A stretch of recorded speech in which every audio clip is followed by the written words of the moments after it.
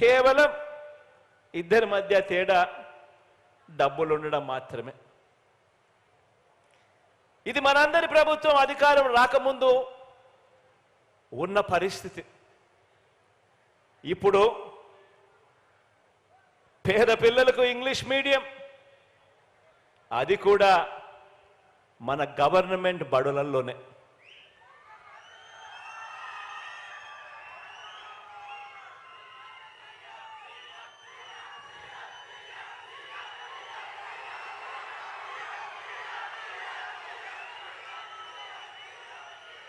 Corporate బడులకు పోటీగా మన government బడులలో నాడు నేడు సమూల మార్పులు చోటు చేసుకుంటా ఉన్నాయి. గవర్నమెంట్ బడులలో పిల్లలకి ఇచ్చే టెక్స్ట్ బుక్లు బైలింగ్వల్ టెక్స్ట్ బుక్స్, సులభంగా అర్థం కావడానికి ఒక పేజీ తెలుగు, మరో పేజీ ఇంగ్లీష్. మొట్టమొదటిసారిగా పిల్లలు చదువుకుంటున్న చదువుల్లో బైజూస్ కంటెంట్ను తీసుకురావడం జరిగింది అనుసంధానం చేస్తూ. మొట్టమొదటిసారిగా గవర్నమెంట్ బడులలో పిల్లలకు 8వ తరగతి రాగానే పిల్లల చేతుల్లో ట్యాబ్స్ పెట్టి ప్రైవేటు కార్పొరేట్ బడుల కన్నా కూడా ఇంకా గొప్ప స్థాయిలో మన గవర్నమెంట్ బడి పిల్లలకు ట్యాబులు ఇచ్చి ఈరోజు నడిపిస్తా ఉన్నాం. పేద పిల్లలు వెళ్ళే గవర్నమెంట్ బడులు మారాయి. ఆ గవర్నమెంట్ బడులలో 6వ తరగతి నుంచి ఈరోజు ప్రతి క్లాస్ రూమ్లో కూడా డిజిటల్ బోధన, ప్రతి క్లాస్ రూమ్లోనూ ఐఎఫ్పి ప్యానెల్స్. ఈరోజు ఆ గవర్నమెంట్ బడులకు వెళ్ళే ఆ పిల్లలు, ఆ పేద పిల్లలు కాన్వెంట్ డ్రెస్సు, షూసు, చిక్కటి చిరునవ్వులతో పిల్లలు కనిపిస్తారు. గవర్నమెంట్ బడులు సిబిఎస్, ఇంగ్లీష్ మీడియంతో మొదలు సిబిఎస్ దాకా, సిబిఎస్ నుంచి ఈరోజు కార్పొరేట్ బడులు కూడా పోటీ పడడానికి కష్టపడే విధంగా ఐబీ దాకా గవర్నమెంట్ బడులను తీసుకొని పోతా ఉన్నాం. అదే పెద్ద చదువులు చదివే పిల్లలకు 100% పూర్తి ఫీజు రీయింబర్స్మెంట్ ఇస్తూ విద్యా దీవెన, వసతి దీవెనతో మొదలు కేంబ్రిడ్జ్, ఆక్స్ఫర్డ్, ఎంఐటి, హార్వర్డ్ లాంటి విశ్వవిద్యాలయాలలో ఉచితంగా ఆన్లైన్లో కోర్సులు చదువుకునేందుకు కూడా మన అందరి ప్రభుత్వమే మన కాలేజీ పిల్లలకు మనం ఏర్పాటు చేశాము అని కూడా ఈ సందర్భంగా చెప్పడానికి సంతోషపడతా ఉన్నా. ఆలోచన చేయమని అడుగుతా ఉన్నాను, బుర్రకు పదును పెట్టమని అడుగుతా ఉన్నాను. ఇది డబ్బు లేని వారి పిల్లలకు, డబ్బున్న వారి పిల్లలకి మధ్య చదువుల పరంగా అంతరాన్ని చెరిపి ఇది అని చెప్పి కూడా చెప్పడానికి గర్వపడతా ఉన్నా. ఇది ఆ పేద పిల్లల్ని ప్రపంచంలోకి చెయ్యి పట్టుకొని తీసుకు వెళ్ళటము అని అంటే ఇది అని చెప్పడానికి కూడా గర్వపడతా ఉన్నా. అలాగే వైద్య ఆరోగ్య రంగాన్ని తీసుకోండి.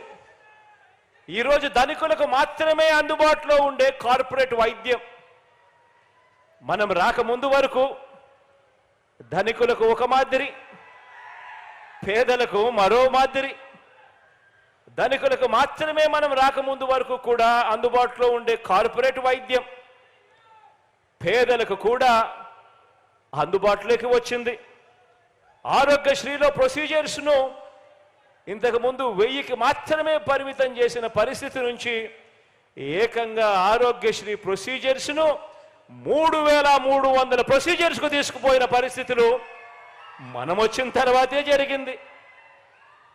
ఏకంగా 25 లక్షల వరకు వైద్య సేవలన్నీ కూడా, ప్రొసీజర్స్ అన్నీ కూడా ఉచితంగా ఆరోగ్యశ్రీలోకి పరిధిలోకి వచ్చింది కూడా మీ బిడ్డ ప్రభుత్వం వచ్చిన తర్వాతే. ఆరోగ్యశ్రీయే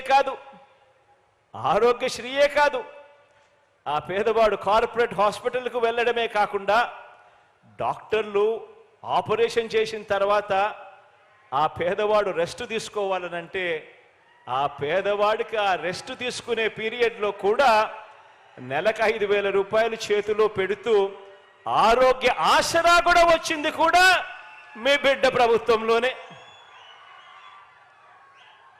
ఈరోజు పేదల పట్ల ఆరోగ్యపరంగా చూపుతా ఉన్న శ్రద్ధ మారిపోయింది.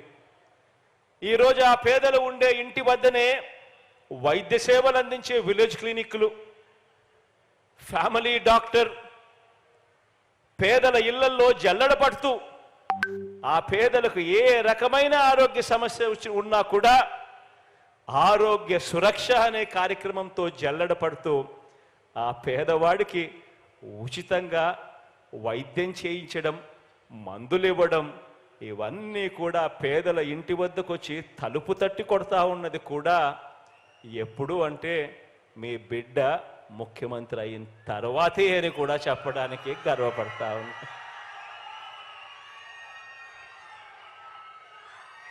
ఆలోచన చేయమని అడుగుతా ఉన్నాను. నేను చెప్పే ప్రతి మాట కూడా ఆలోచన చేయమని అడుగుతా ఉన్నా. ముందుకు ఇప్పటికీ మధ్య తేడాను గమనించమని అడుగుతా ఉన్నా. పేదలకు ఒక న్యాయం, పెద్దలకు మరో న్యాయంగా జరుగుతా ఉన్నా, డబ్బులున్న వారికి ఇంకొక న్యాయంగా జరుగుతా ఉన్నా పరిస్థితి వ్యవస్థను గమనించమని అడుగుతా ఉన్నా. ఇది పేదలకు అందే వైద్యం పరంగా అంతరాలను చెరిపేయటము అనంటే ఇది పేదలకు పెద్దలకు ఒకే రకమైన వైద్యం అందించడము అనంటే, పేదలకు డబ్బులున్న వారికి ఒకే రకమైన వైద్యం అందించడము అనంటే ఇది. పేదింటి అక్క చెల్లెమ్మల సాధికారత కోసం, పేదింటి అక్క చెల్లెమ్మల సాధికారత కోసం ఆ అక్క చెల్లెమ్మలు సంతోషంగా ఉండాలి. ఆ అక్క చెల్లెమ్మలకు అప్పులు పాలయ్యే పరిస్థితి రాకూడదు. ఆ అక్క చెల్లెమ్మలు తమ పిల్లలను బాగా పెంచగలగాలి. ఇబ్బందులు అక్క చెల్లెమ్మలకు రాకూడదు అని ఆ పేదింటి అక్క చెల్లెమ్మల సాధికారత కోసం ఒక వైఎస్ఆర్ ఆసరా, ఒక 0 వడ్డీ, ఒక చేయూత, ఒక అమ్మఒడి, ఒక ఇళ్ల పట్టాలు, ఇళ్ల నిర్మాణం, ఆ అక్క చెల్లెమ్మలకు భద్రత ఉండాలని ప్రతి ఫోన్లోనూ ఓ దిశ యాప్